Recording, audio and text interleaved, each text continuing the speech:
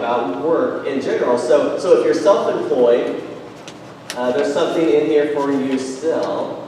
And if you're a stay-at-home mom, then you are working at home, and there will be something here for you. So we're talking about being an employee, but we're really talking about work. And so nobody is totally off the hook as we look at what God has to say about work and about being an employee.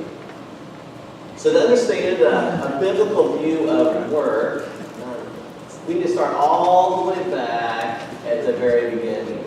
So in Genesis chapter 2, I'm going to turn the pages really loudly.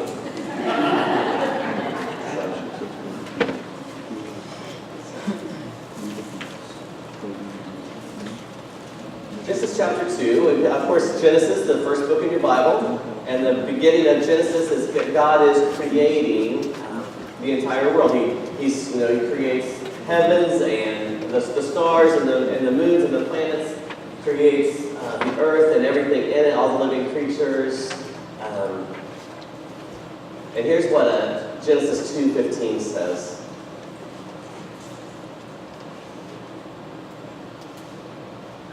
So the Lord, I'm sorry. We're going to do 2, 1, and 3 first.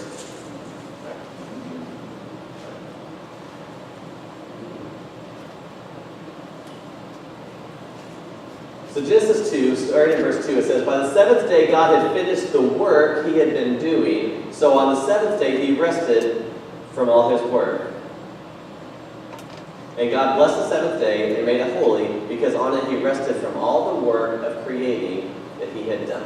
So we go all the way back to the beginning, and we see somebody going to work.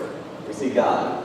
God is going to work, and he works at creating the universe, and not the work the way that we would necessarily define it, but God worked. He set everything in motion, and at the end of his work, he rests. And the Bible calls it work. He wasn't So we serve a God, we believe in a God that is a worker. He works, he does things, and even today he works, and he's active.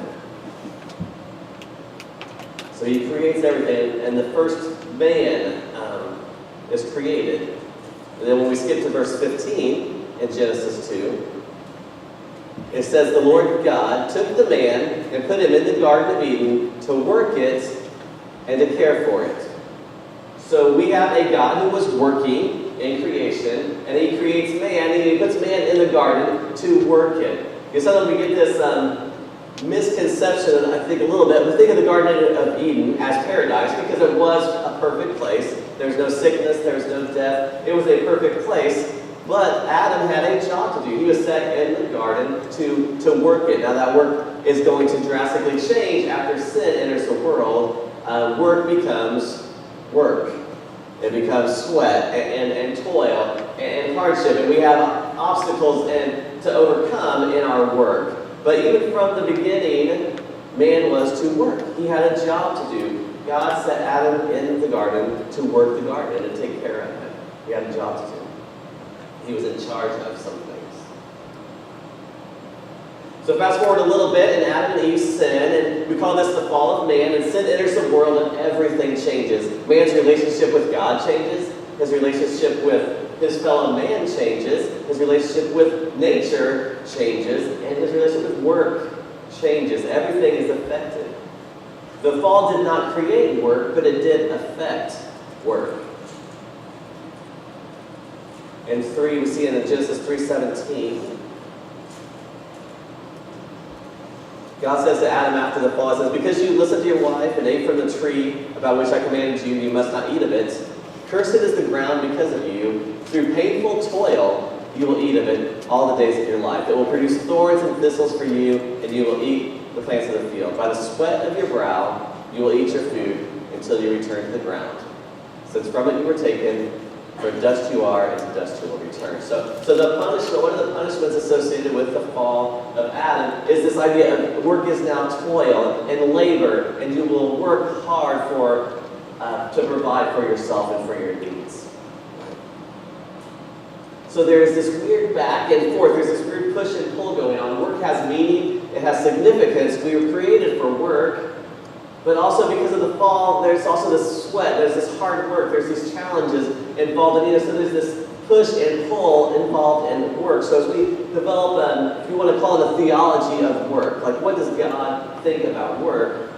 Work exists in this balance between it's hard and we sweat and it's, we invest hard labor a lot of times, but there's a fulfillment, there's a purpose. We were designed to do something. We were designed for work, to create, to provide, to serve. Those were the things that we were made to do. We were all gifted in different ways to do different things to serve the greater good.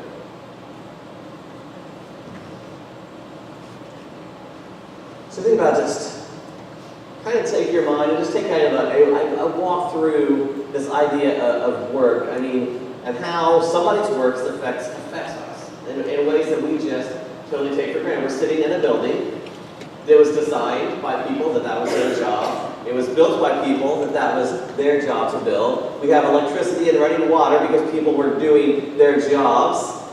We have people that make things.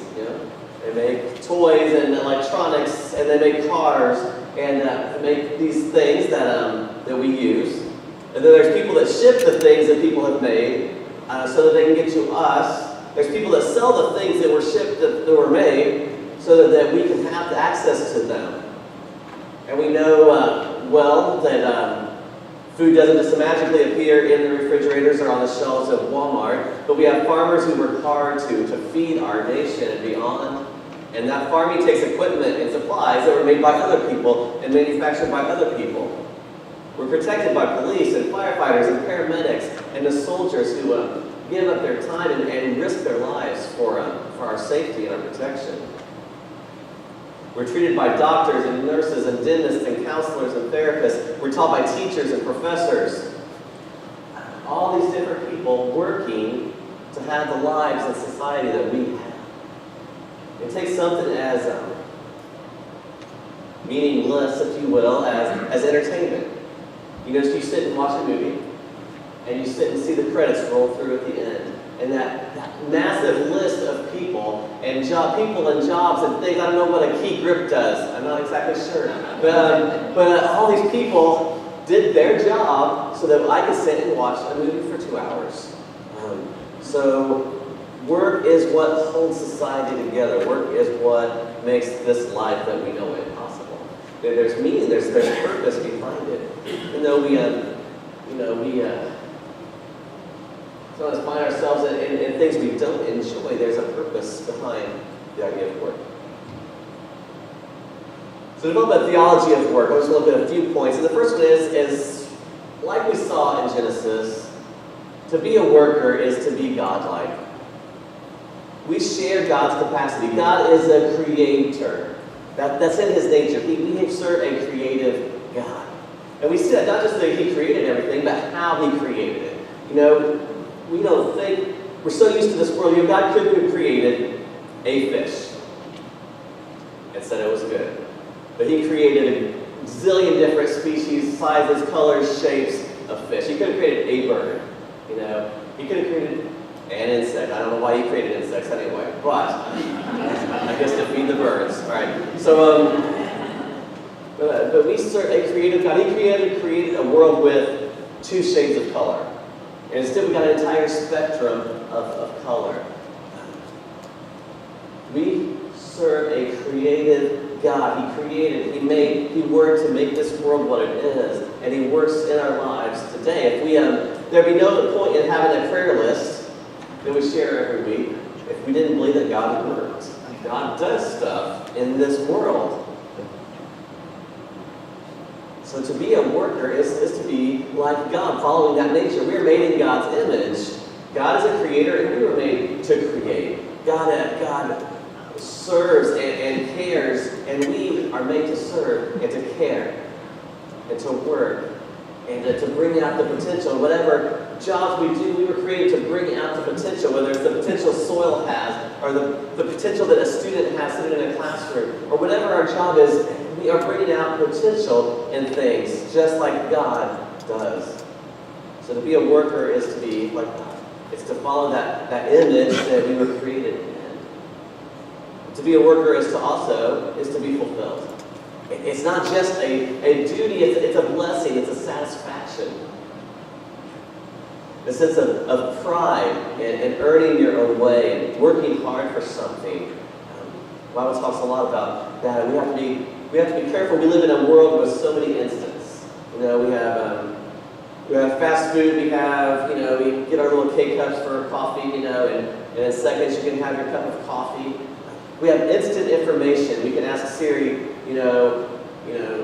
what's the song, or what's the weather going to be tomorrow, or what's the capital of whatever, and we have access to all this instant information, and we can kind of get addicted to instant gratification.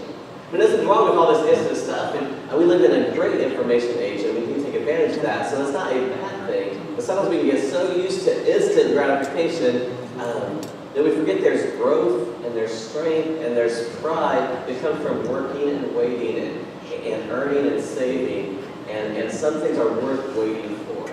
Some things are worth striving for, and building and creating and seeing a progression. Not everything in life is meant to be instant or easy.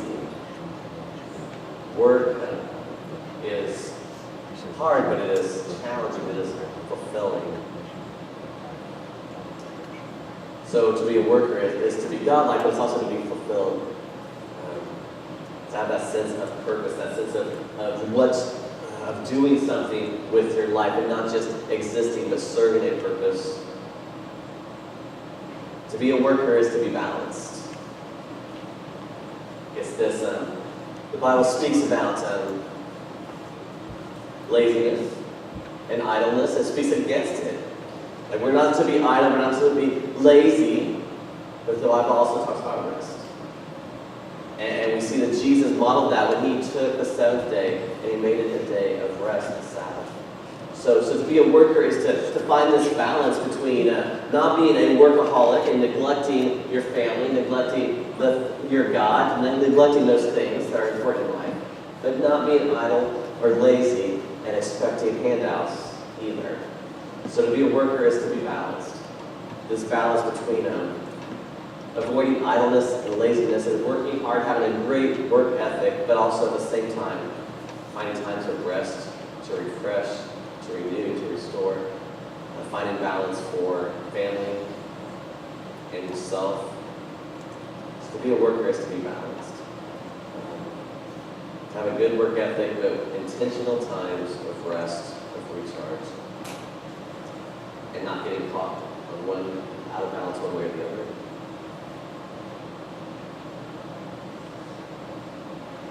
So from here we're going to move on. That's kind of the theology of work, and kind of we work because we're created in God's image. We're designed to do things, to create, to produce, to serve, to be fulfilled by what we do. But what does it look like to be a godly employee? What does God really want our work to look like? The theology is kind of like the why, and now we're going to look deeper into kind of the what's. I don't know everybody's situation here. Maybe you're struggling with your present occupation and a job that you hate, or you're looking for a different job, or you're just starting a new job, or you're just counting the days to retirement, or maybe you're already retired. And we have the whole entire spectrum probably here. But what does it look like to be a godly employee? Where did you jump to the New Testament with the book of Ephesians?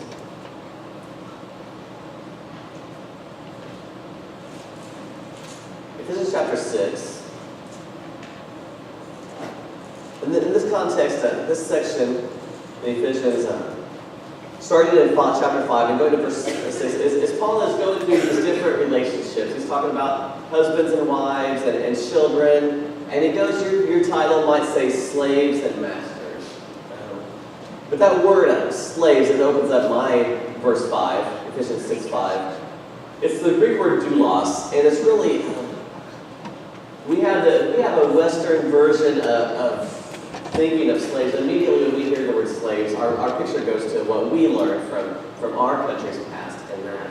And but that word doulos is a lot broader than that. It's a word for a servant, for a bond servant, and it can mean a lot of different things in that big spectrum of things. And I think in our culture, we can apply this to employees, because a bond servant was somebody who was working to pay off something, or to selling their time, basically. And that's kind of what we're doing when we work, is selling our time.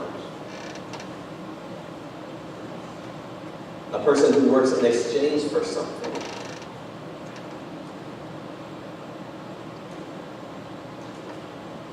So let's look at chapter 6. He says, obey your earthly masters with respect and fear, and with sincerity of heart, just as you would obey Christ. Obey them not only to win their favor when their eye is on you, but like slaves of Christ, doing the will of God from your heart. Serve wholeheartedly, as if you were serving the Lord, not men. Because you know that the Lord will reward everyone for whatever good he does, whether he is slave or free. And masters, treat your slaves in the same way. Do not threaten them, since you know that he who is both their master and yours is in heaven, and there is no favoritism with him. All right. So if we can look at this word doulos, this word, and get over the fact that our translations say slaves, and think about how that would apply to us as employees. And see what it says there, that we are to respect and fear. And as a side note, realize that when it talks about obeying, just like when it talks about children obey your parents, and God's law is ultimate. And if your boss is asking you something to do something that goes against your beliefs, goes against your faith, it goes against your morals, that is a different story.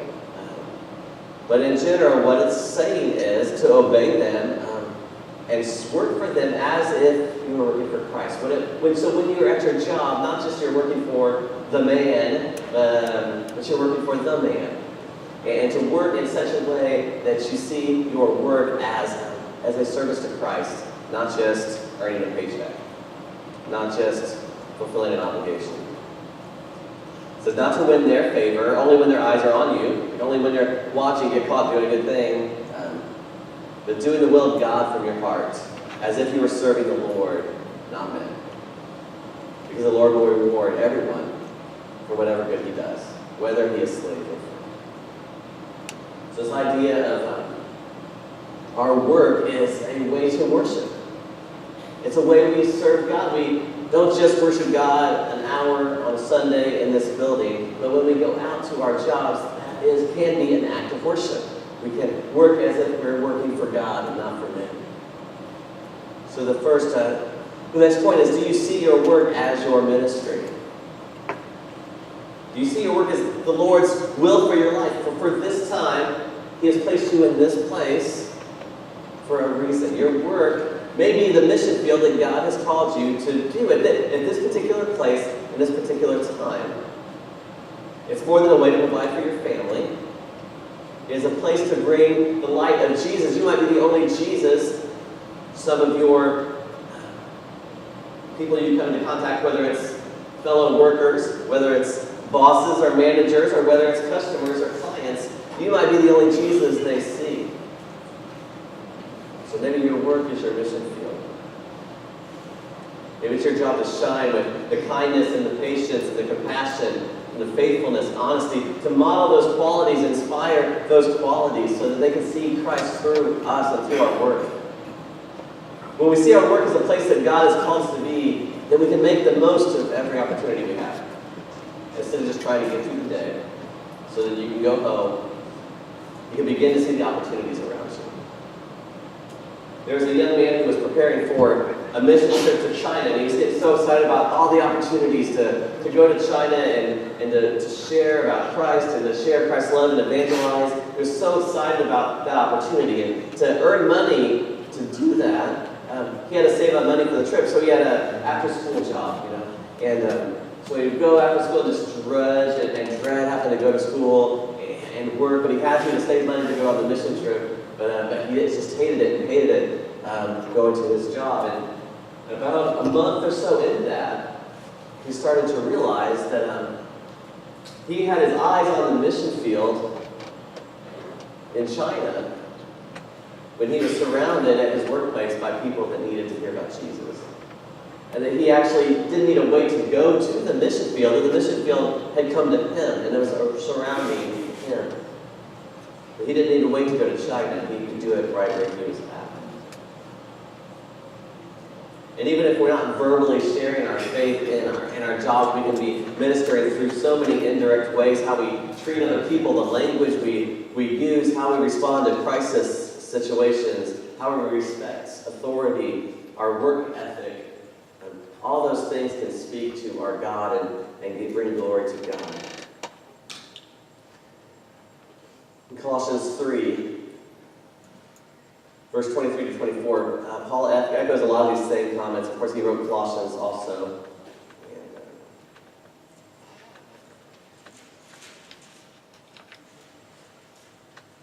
Colossians 3, verses 23 to 24, we see a lot of the same themes. He says, obey your earthly masters in everything you do, and do it, not only when their eye is on you, and to win their favor, but with sincerity of heart and reverence for the Lord.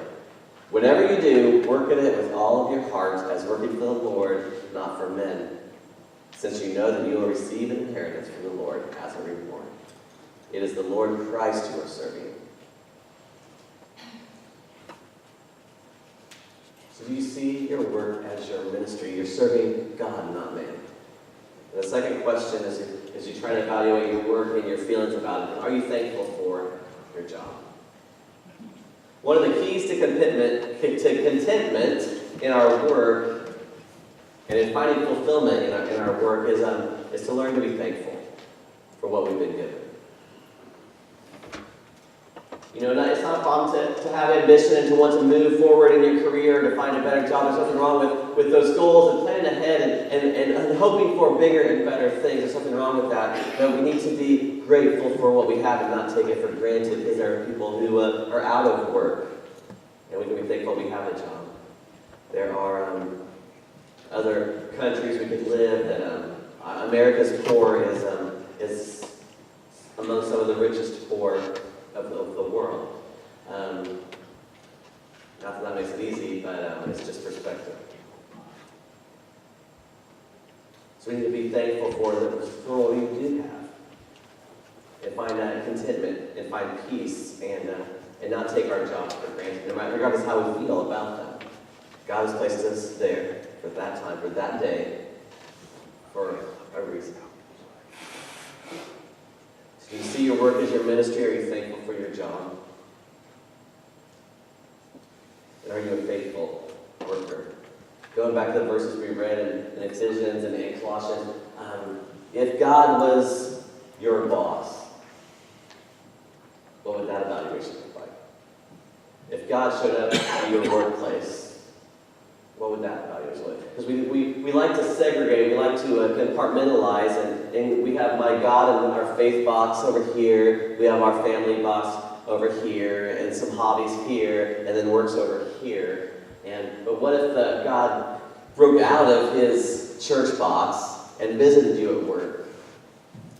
How would he feel about your work ethic? How would he feel about your integrity and how you treat the people around you, your attitudes, your actions? So are you a faithful worker? Faithful not to a company, not to a paycheck or a boss, but to God, for putting you in that position and in that place for a reason.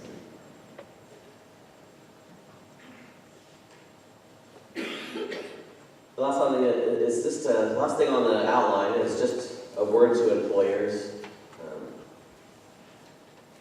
and just with the relation in this room. Maybe some of you are the boss, or are the manager, or some of you are trying to manage yourself. Some of you might work from home or work at home. Some of you might be in a position where you have people underneath you. And understand that God expects responsibilities on both sides. To treat others as you wish to be treated. Brothers and sisters. Employees are fellow children of God.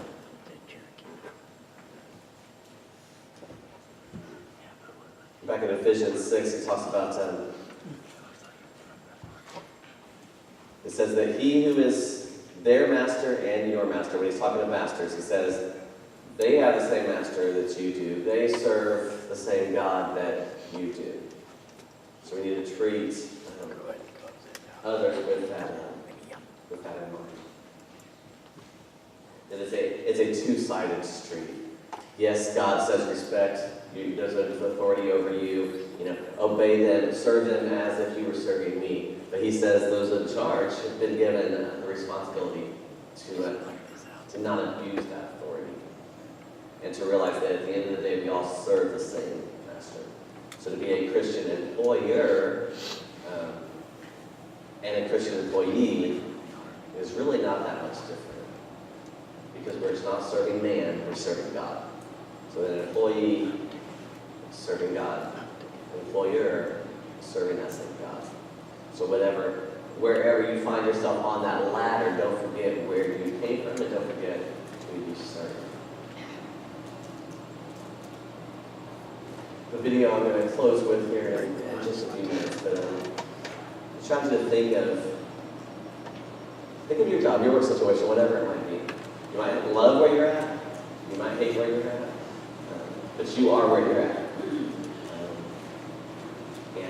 And this video asks a neat question, or it puts a neat concept in your head that maybe you never thought about before, but your work might be what God is using to answer somebody else's prayer. So take a look.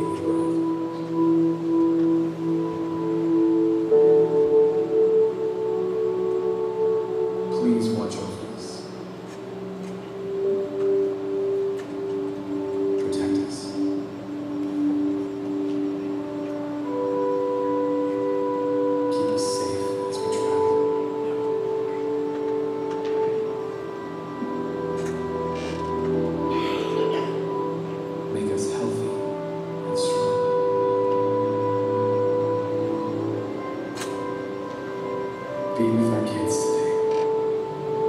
Help them learn and grow into godly young men and women.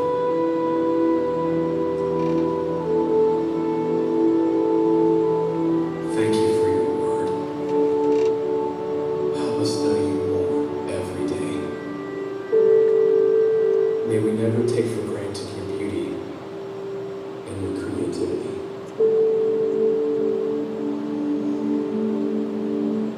For those who are hurting, who are hungry, lost, or helpless, bring hope, send rescue, and let my work today be an answer to someone's prayer.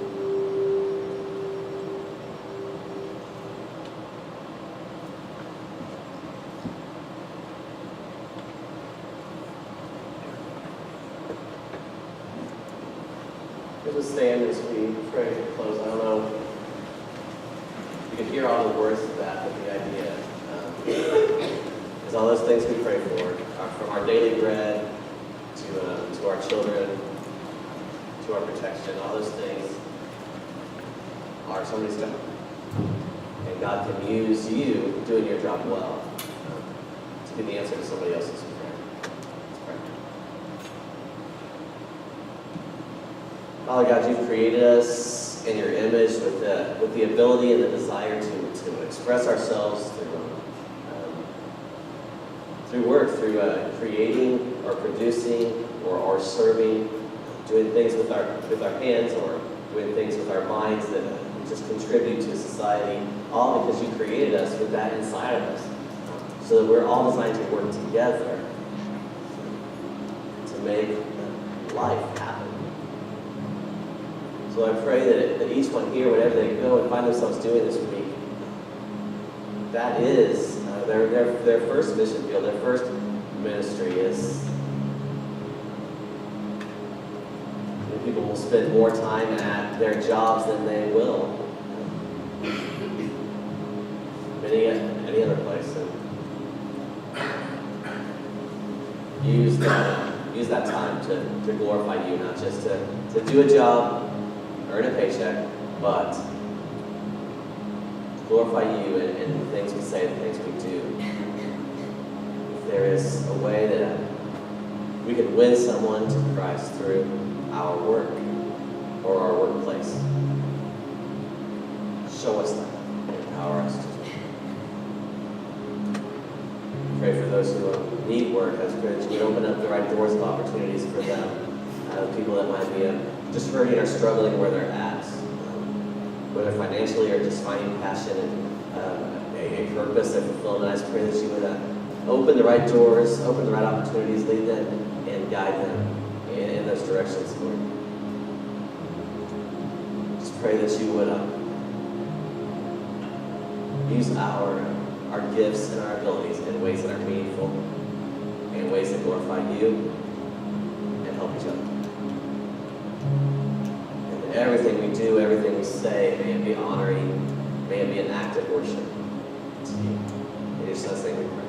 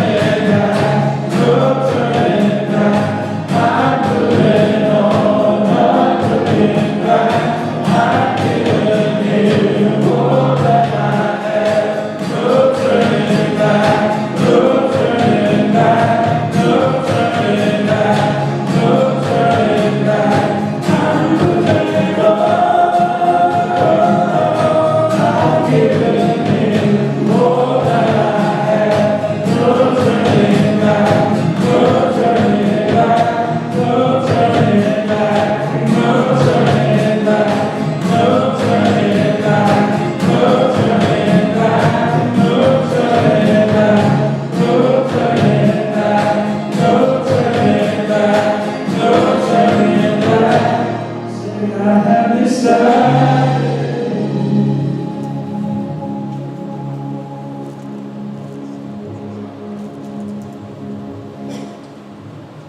Let's pray.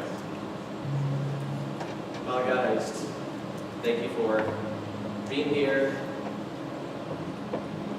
among us. We know that we take you. You don't stay here in this building when we leave, but we take you with us. You are God. Thank you so much, Lord. As we go about this day to the nursing home service, I pray that you bless that. Get the board meeting later on today and give wisdom and guidance to our leaders. Just pray that this day would just bless these families as we leave this place. In your son's